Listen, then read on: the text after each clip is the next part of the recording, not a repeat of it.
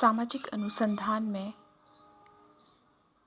वैज्ञानिक पद्धति का उपयोग। कुछ लोग कहते हैं कि सामाजिक अनुसंधान को वैज्ञानिक नहीं माना जा सकता क्योंकि सामाजिक घटनाओं की प्रकृति बहुत जटिल होती है और सामाजिक घटनाएं बदलती रहती हैं। सामाजिक घटनाओं में सार्वभौमिकता का अभाव पाया जाता है। जो भी सामाजिक घटनाएं होती हैं वो समय और स्थान के आधार पर बदलती रहती हैं और इसीलिए इनमें सार्वभौमिकता की विशेषता नहीं होती, सार्वभौमिकता का इसमें अभाव होता है।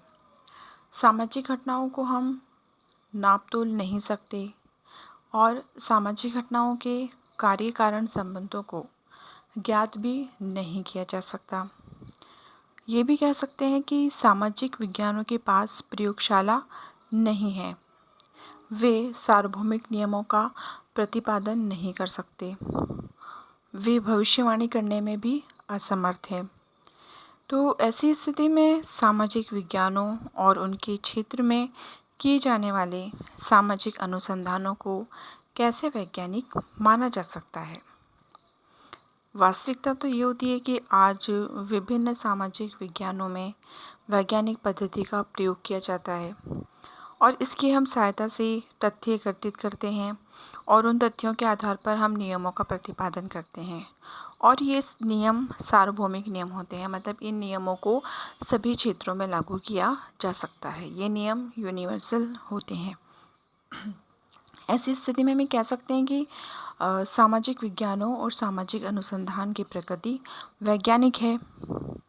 समाजशास्त्र और इसके क्षेत्र में होने वाले अनुसंधानों की प्रकृति भी वैज्ञानिक है क्योंकि इसमें विज्ञान की वे सभी विशेषताएं पाई जाती हैं जो कि हम पहले पढ़ चुके थे। विज्ञान की विशेषताएं कौन कौन सी है, विज्ञान के प्रमुख तत्व वे सभी इसमें पाए जाते हैं, जैसे अवलोकन करना, सत्यापन या वर्गीकरण करना, सामान्यीकरण करना, भविष्यवाणी करने की क्षमता होना और वैज्ञानिक प्रवृत्ति की सभी विशेषताएं इसके अंतर्गत पाई जाती है।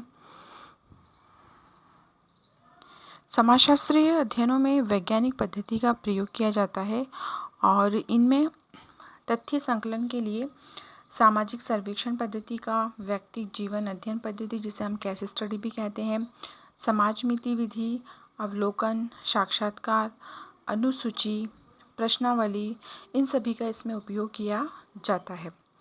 इनमें ऐतिहासिक, तुलनात्मक एवं संरचनात्मक, प्रकार्यात्मक पद्धतियों का सहारा भी लिया जाता है।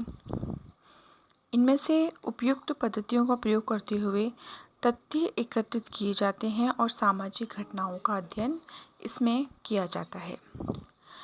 वैसे समाजशास्त्रीय अध्ययनों में क्या है में रुचि ली जाती है, न कि इसमें क्या होना चाहिए का अध्ययन किया जाता है। इसका अर्थ ये है कि समाजशास्त्र में घटनाओं का वस्तुनिष्ठ तरीके से अध्ययन किया जाता है।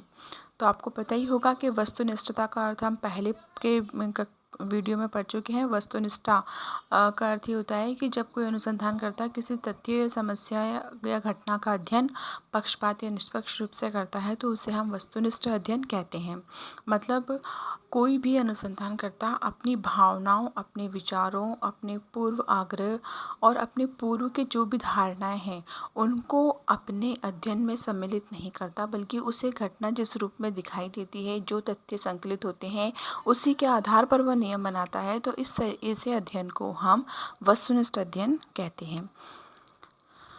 जैसे कि जब दहेज प्रथा पर समाजशास्त्रीय दृष्टिकोण से विचार किया जाता है तो ये बताया जाता है कि दहेज प्रथा का वर्तमान स्वरूप क्या है और इसके लिए उत्तरदायी कारण क्या है, किन परिस्थितियों ने इसे प्रोत्साहन दिया है, इस प्रथा का लोगों पर क्या प्रभाव पड़ता है, इसके परिणाम क्या क्या हो सकते हैं। समाजशास्त्री अपने अध्ययन में दहेज प्रथा से जुड़ी इन बातों का ही विवेचन करता है।